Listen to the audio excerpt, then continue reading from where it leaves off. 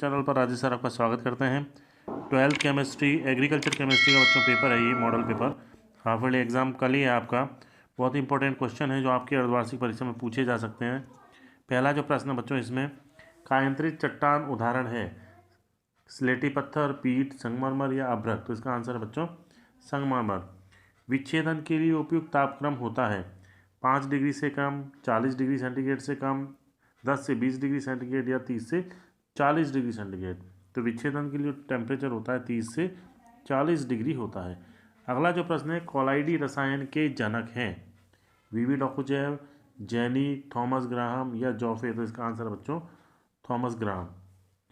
जई में grey flag रोग किसकी कमी से होता है एफी, कॉपर, पोटेशियम या मैग्नीज। तो इसका आंसर है बच्चों मैग्नीज के कारण की कमी से ये होता है।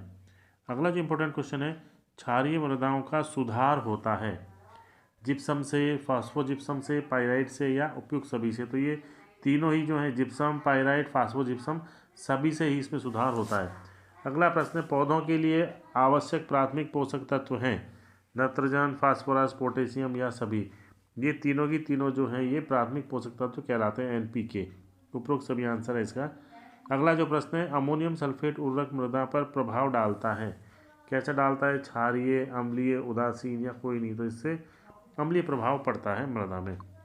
अगला जो प्रश्न बच्चों वायु प्रदूषण के दुष्प्रभाव हैं कैंसर, टॉन्सिल्स, एलर्जी या सभी। यानी ये सारे रोग ही वायु के दुष्प्रभाव के कारण उत्पन्न होते हैं। सेक्शन बी की बात कर रहे हैं, बहुत इंपॉर्टेंट प्रश्न बच्चों इसमें।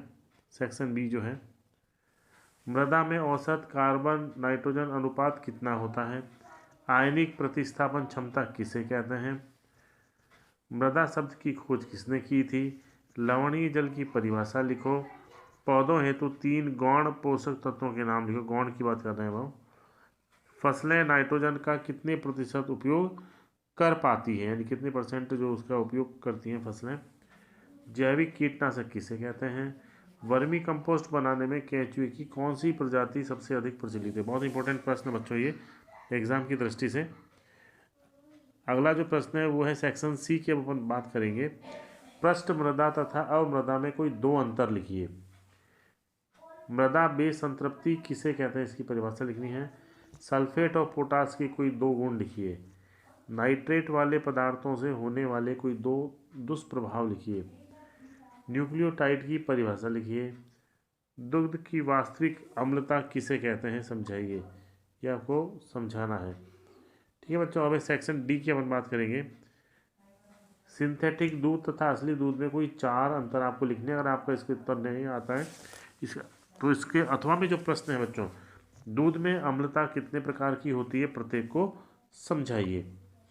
अगला प्रश्न है निम्नलिखित में जैव उर्वरकों के प्रयोग की विधि लिखो। राइजोबियम और एजोला, यानी ये जो दोनों जैव उर्वरक हैं इनके प्रयोग की विधि के बारे में आपको लिखना है। इसके अथवा में जो प्रश्न है गोबर की खाद बनाने की ट्रेंच विधि को समझाइए। जो ट्रेंच विधि है उसको आपको समझाना है। अगला प्रश्न है विटामिन किसे कहते हैं, जल विलय तथा वसा विलय विटामिन के बारे में लिखिए।